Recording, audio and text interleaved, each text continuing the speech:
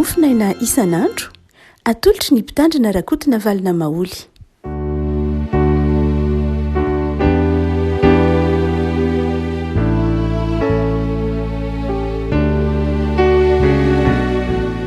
Mirahaba antsika rahako malalatra trety alakamisy fahatelo amby roapolo ny volana Mey ity.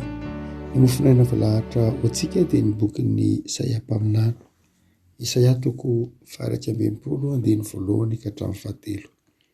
Isaia toko fahatraika amby enimpolo andiny voalohany ka hatramin'ny andiny fahatelo. Fakitsika amin'ny anaran'i Jesosy. Ny fanahin'i Jehovah Tompo natao amiko satria Jehovah efa nanositra hitoriteny soa mahafaly amin'ny mpandefitra, inona ny irakay ahasitrana ny torotoro izy, ary hitory fanafahana amin'ny baby sy hamokany amin'ny tranomaizana ho amin'ny mazava. Hitory taona ankasitrahan'i Jehovah sy andro famalian'Andriamanitsika, hampionana ny malahelo rehetra, hanolotra ho an'ny malahelo amin'ny ziony, eny hanome azy hamama ho solon'ny lavenona sy diloilo fifaliana ho solon'ny fahalelovana, ary fitafiana fiderana ho solon'ny fanahy reratreraka, mba hanaovana azy hoe hazo ny fahamarinana nambolen'i Jehovah ho fampiseho ambonina ahitra.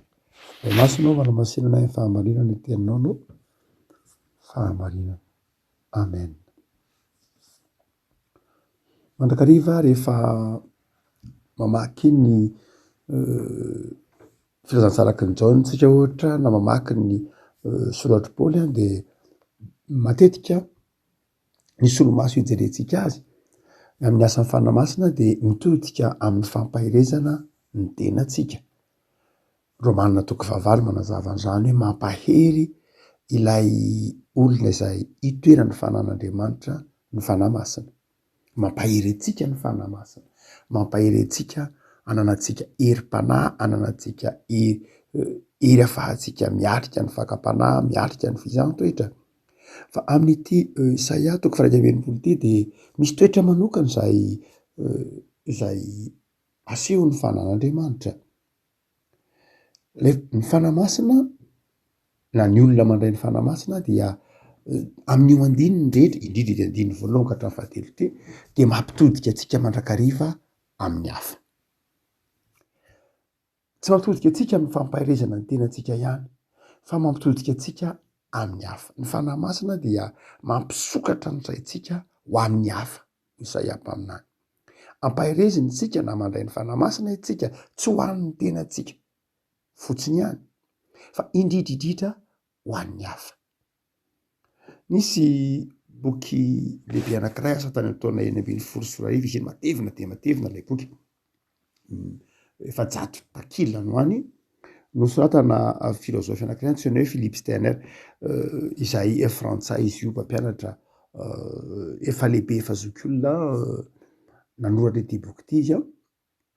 Efa saika fantatra teo amin'ny tontolo ny sosiolojia, izany hoe ny ankabeazan'ireo sosiology vanim-potoana nany mpikaroka manodidina sciences humaines dia saika mahafantatra ity sosiology ity izay nanoratra boky tany amin'ny taona 1920 donner une histoire de l'altruisme.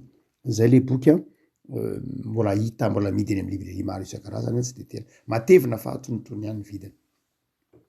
Somary sarotraritra vakiana ilay izy mazava ho azy satria boky teknika, filôzofika izay ataontsika hoe somary sarotraritra vakiana raha ohatra ka hoe amina ataontsika hoe olona tsotra fotsiny, fa na izany ary dia misy zavatra betsaka kosa azo takarina tsara ao anatiny satria mivaofy momba ny ekônômia be ity mazava ho azy satria sosiolojia mampifamatotra ny ekônômia, ny fiarahamonina, ny comment vivre ensemble sy ny takizany ity sosiology ity izay amavahana ireo filôzofy maro takandre ataontsika hoe ry Auguste Comte, ry Émile Durkheim, ry Mauss sy ny sisa be dia be reo resahany fomba fijerin'ireo. Fa izay manaitra dia izay nanaitra dia ny tapany voalohany amin'ny ity boky ity izay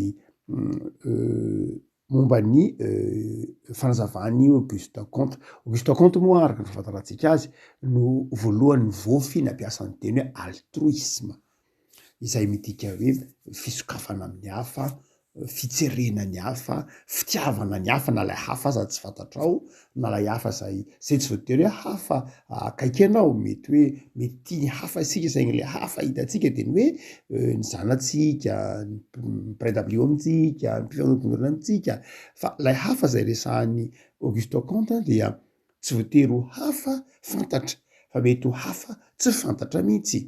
Zany hoe misy hafa ny ananany fa tsy fantatrao. Lay altruisme zay resahany Auguste Comte ny hoe fitiavana ny hafa, zay hafa tsy voatery hoe ao anatin'le tokotany misy ianao, fa mety olona tsy fantatrao akory fa mitodika am'zany hafa zany anao satria fantatrao ny fisiny fa tsy fantatrao ny tarehiny, tsy fantatrao momba azy, tsy mifanerasera taminao izy.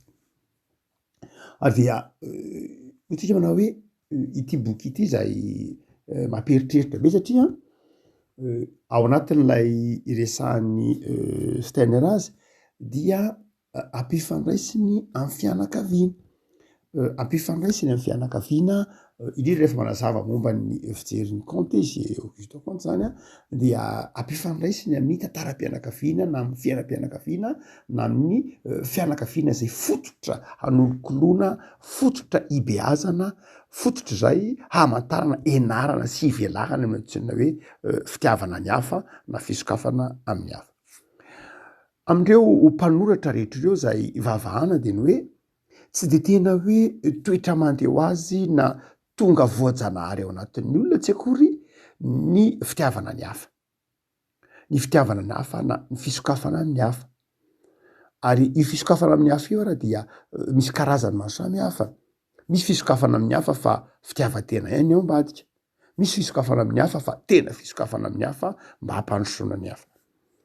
Hotsika manao hoe amin'ity Isaia 1:20 ity de tena ny fanahy masina rehefa miasa ao anatintsika dia manova ny fijerintsika ny hafa ary mampisokatra antsika amin'ny hafa. Ny andininy rehetra de izao mitodika amin'ny hafa avokoa.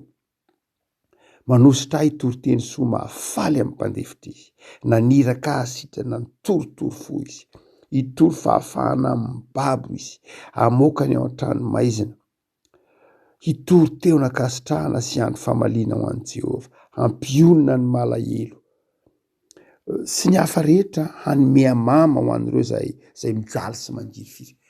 Mitodika mampitodika antsika mandrakariva amin'ny hafa ny fanahan'Andriamanitra, satria ny fanahan'Andriamanitra dia Andriamanitra ary ny fanahan'Andriamanitra dia manana ny toetra n'Andriamanitra ary fantatsika fa ny toetra n'Andriamanitra dia mitodika mandrakariva amin'ny hafa, mampitodika mandrakariva amin'ny hafa. Ny asa rehetra nataon'Andriamanitra dia tsy nataon'Andriamanitra ho an'ny tenany fa nataon'Andriamanitra ho an'ny hafa, ho antsika. Andriamanitra efa ao anatin'ny fahafenoana, noho zany dia tsy nanao zavatra ho an'ny tenany intsony Andriamanitra fa efa feno Andriamanitra, fa raha manao zavatra Andriamanitra dia ho an'ny hafa. Ary zay toetra izay ny tian'ny Isaia mpaminany ho tahakatsika fa ny olona feno dia manao zavatra mandrakariva ho an'ny hafa. Ny fanahy masina mantsy no mameno antsika ary rehefa atao anatintsika ny fanan'Andriamanitra dia manana ny fahafenoan'Andriamanitra isika. Ary rehefa manana ny fahafenoan'Andriamanitra isika dia izao manjary mitobaka misokatra ho an'ny hafa. Zava-dehibe zany toetra zany satria tsy toetra an'izao tontolo izao dia izao tsy mety feno mihitsy, tsy mety feno na de efa manana ny feno aza de tsy mety feno izao tontolo izao, fa izao tontolo izao dia izao manana ny tsy ampy mandrakariva. Kolotsaina ibeazana amin'izao tontolo izao, hanabeazana amin'izao tontolo izao dia ny hoe tsy mety manana ny ampy zany ianao fa tsy maintsy mitady mandrakariva, tsy maintsy manampy mandrakariva, tsy maintsy mameno mandrakariva. Ary izay toetsain'izay no mahatonga an'io ataontsika hoe société de consommation zay mihoatra lavitra noho zany ara, io mahatonga an'izao tontolo izao izay manana antsoina hoe amour de plaisir, izay mahatonga an'izao tontolo izao tsy mety afa-po mihitsy satria lay fanahy zay voizina ao anatin'ilay tontolo zao dia fanahy izay tsy mety feno, fanahy izay zay manefy toetra tsy mahatsapa fahafenona mihitsy, tsy mety afa-po mihitsy, tsy mety manaiky mihitsy ho tsara ny eo am-pelantanana.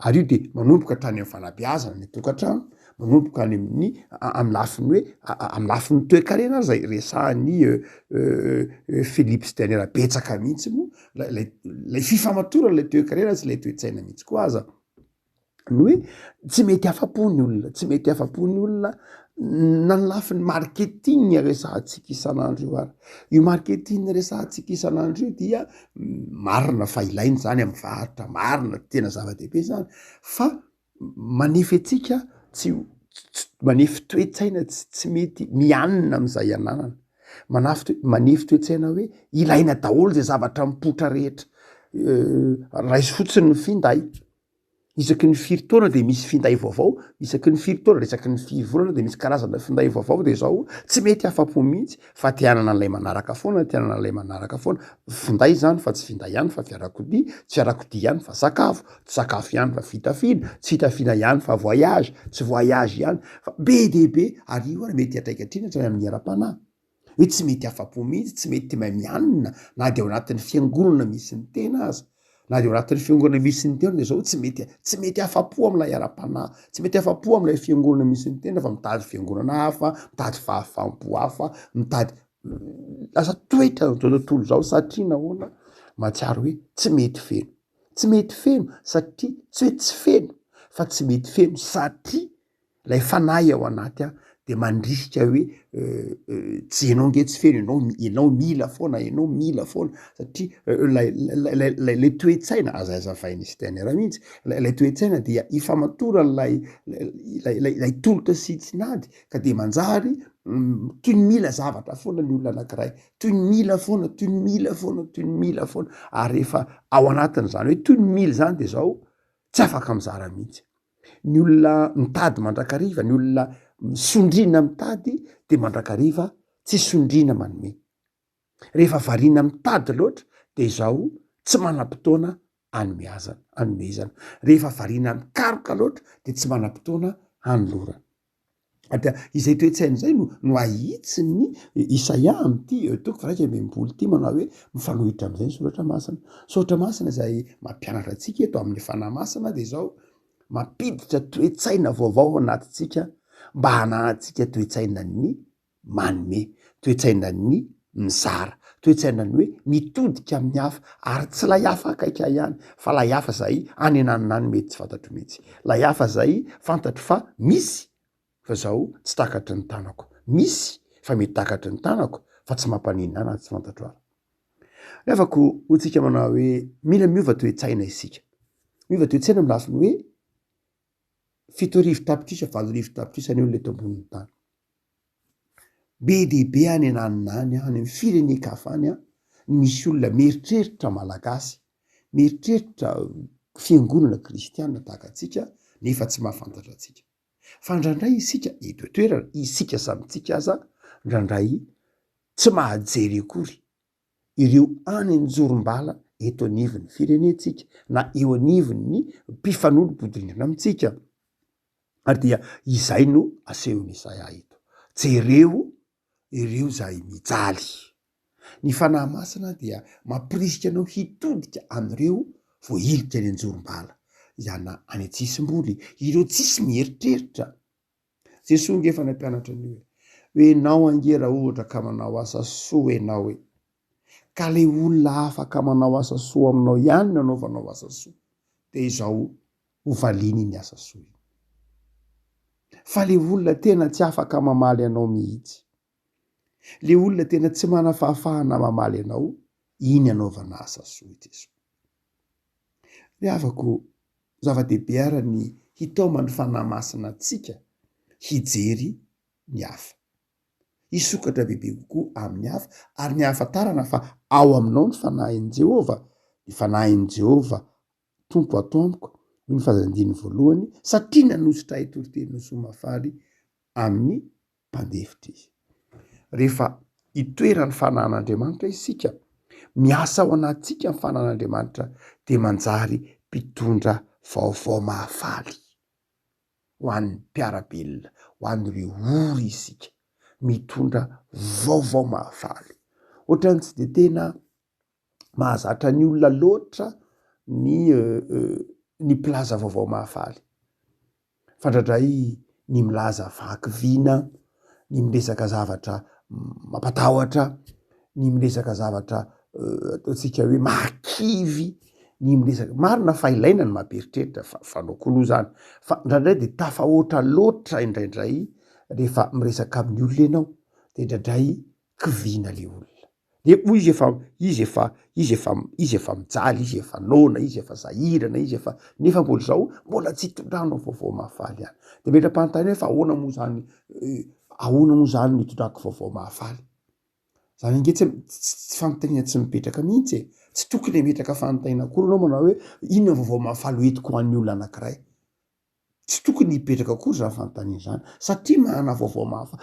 Raha kristianina tsy mahana vaovao mahafaly tokony hipetritra, satria ny dikany hoe kristianina de mpitory vaovao mahafaly, i filazantsara io vaovao mahafaly, io ny toriana, io ny resahana. Ary rehefa miteny hoe filazantsara tsika dia matevina de matevina zany, satria tsy miresaka ny hoe Jesosy Kristy maty nandresy tamin'ny hazo fijaliana ihany zay fototra, fa tonga inona zany, tonga fedana zany, tonga famelan-keloka zany, tonga risy-po iasy zany, tonga finoana zany, tonga fanantenana zany, tonga famoronan-javatra zany, tonga herim-po ikikitra iasy zany. Zany hoe ny kristianina de tokony ho mpilaza vaovao mahafaly mandrakariva, izay mpitory ny filazantsara an Jesosy.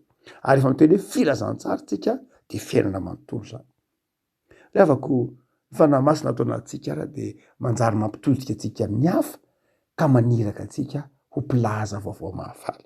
Fa hoy ihany Isaia manao hoe za kosa dia rehefa feno ny fanan'Andriamanitra de zao mitondra fahasitranana ho an'ireo torotoro fo ary mitory fanafahana ho an'ireo voafatotra, ho an'ireo babo.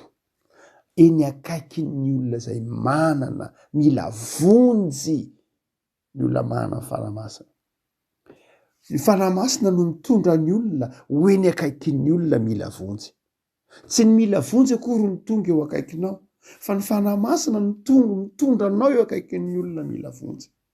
Mila vonjy ankehitrindray mety totra kely, mety tsy afa-metsika akory aza avy amin'ny farafaran'ny hopitaly, mety tsy afa-metsika akory ary ny asa maro samihafa, fa ianao no entin'Andriamanitra ho eo amin'ireo mila vonjy ireo. Ary ho entin'Andriamanitra eo amin'ireo mila vonjy ireo ianao satria manana fahafahana manao zany. Tsy ho entin'Andriamanitra tonga eny amin'ny mila vonjy ianao raha tsy manome anao ny fahafahana ho enti manatanteraka izany izy. Raha tsika mieritreritra inona moa zany Andriamanitra no nampiko an'ity olona ity, fa matoa ataon'Andriamanitra tonga eo amin'ny olona io ianao, na tsy mivantana na mivantana, raha mivantana de ianao no tonga eo, raha tsy mivantana de tonga eo aminao izy, de izao misy zavatra zany tokony ataonao. Raha tsika mantsy zao fetrany antsoina hoe materiel foana, rehefa hoe manampy de zao tsy maintsy materiel zay, hoe tsy maintsy voly zahay satria vola ange mahory an'olona io e, na fitaovana mahory an'io, de indray tsika rehefa mitodika amin'ny hafa de amin'ny lafiny materiel foana. Fa tsy de zay loatra angeto re Isaia mpaminany, jereo tsara fotsy manao hoe hahasitrana ny torotoro fo. Inona materiel am'zany? Nanositra hitoroteny soa mahafaly amin'ny mpandefotra, inona materiel am'zany? Zany hoe tsy voatery ho materiel hoe vola sy fitaovana ihany, fa inona? Toa anara-panahy, toa anara-tsaina, naman'ny olona rehetra. Mahafinaritra ke zany hoe naman'ny olona rehetra zany, mankalaza ny fahazahataona ny tily malagasy amin'ity taona ity. Anankiray m'izay hiavahany fikambanana ity mouvement ity dia lay hoe ny tily de naman'ny olona rehetra. Ary rehefa miteny hoe naman'ny olona rehetra ny tily de izao tena namany zay. Zany hoe tsy tsarainy ny namany rehefa mila vonjy, tsy ahily ny namany rehefa mila vonjy, naman'ny olona rehetra izy, zany hoe azonao ianteherana, azon'ny olona rehetra ianteherana izy. Ary izay toe-panahy zay de tokony ho ny kristianina rehetra manana an'izay hoe naman'ny olona rehetra tahaka ny tily, naman'ny olona rehetra ny kristianina. Revako raha ohatra ndraika tena mitoetra amin'ny toe-panahy kristianina tsika menakavy a miova amin'ny fiarahamonina, miova be io fiarahamonina azo iainana io tsisy ny zaravilona tahak'izao hitantsika izao. Fa madiva marina tsika hoe tsika manao hoe ny fanahy masina rehefa atao anatintsika mitoetra atao anatintsika mampitoditra antsika amin'ny hafa, mahatonga antsika mampahery, mahatonga antsika mitondra teny mamy.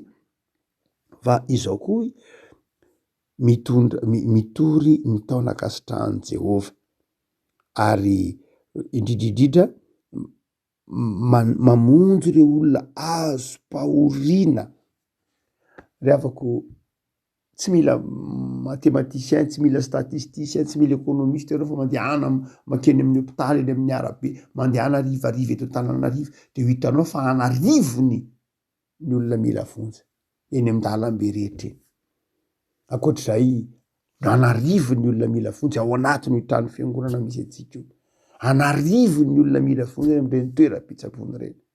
De avako malala iza mono andrasana ny mpino ny olona nitahin'Andriamanitra. Toa avako malala isokatra amin'ny hafa, isokatra amin'ny hafa amin'izay mety ho vita, isokatra amin'ny hafa amin'izay mety azo tanterahina, isokatra amin'ny hafa amin'izay mety omen'Andriamanitra antsika ka azotsika zaraina, azotsika itiavana ny hafa. Ary lay hafa izay ao anatin'ny fahasahiranana trotraka tsy tsaraintsika izy akory. Andeha hialana ny fitsarana elo, andeha hialana ny fandatsana, andeha hialana ny fanesoana, fa andeha hiaina ny fitiavana tahak'izay mitiavan'i Kristy antsika. Ivavakisika Tompo misaotra anao zahay fa mampianatra anay hisokatra mandrakariva amin'ny hafa ianao noho ny asan'ny fanahinao masina. Mamindrafo aminay Tompo raha ka manadino zany zay indraindray. Manadino fa ny fanahy masina aty anatinay dia mitona anay hijery, hitodika amin'ireo any anjorom-bala, hitodika amin'ireo zay sahirana. Tompo, esola ty anatinay ny amafisam-po, esola ty anatinay ny fiavonavonana, esola ty anatinay koa ny fanamarina tena, esola ty anatinay koa ny toe-po tsy mety afa-po. Fa ny fanahinao masina dia fanahy ahatsapanay fahafenona ka mahatonga anay mitobaka amin'ny hafa, mizara, manome, mitondra fifaliana. Jereo ny tanindrazanay Tompo. Izao katoky ny fifidianana izao, fangio hoe tanindrazanay, fangio ny malagasy isan-tokantrano, fangio ny isam-batan'olona, omeo anay ny fahendrena. Jereo reo mpirotsaka nanolo tena ho fidiana amin'ireo fo izy ireo Jesoa ome fahendrena, ome fahazavan-tsaina, vavaka ho amin'ireo nanolo tena ho amin'izany ho fidiana ho solombavam-bahoaka zany zahay, da io izy ireo Jesoa. Aoka ny fanahinao masina no nanjaka ao amin'izy ireo, omeo fahazavan-tsaina. Mpamindra fo ianao, dia fangio ny tsirairay avy, sa matsiaro, hanao zava-dehibe ny hafa, hanao zava-dehibe ny tanindrazana. Vavaka ho an'ny mpifidy rehetra koa Jesoa, ianao Andriamanitra nanome azy ireo fahazavan-tsaina fa aiza manavaka. Dia mitoetra mandrakariva ty anatinay ny lalàna fanahinao masina, androsoanay amin'ny fitiavana sy ny asa tsara. Saotra Jesoa. Amen.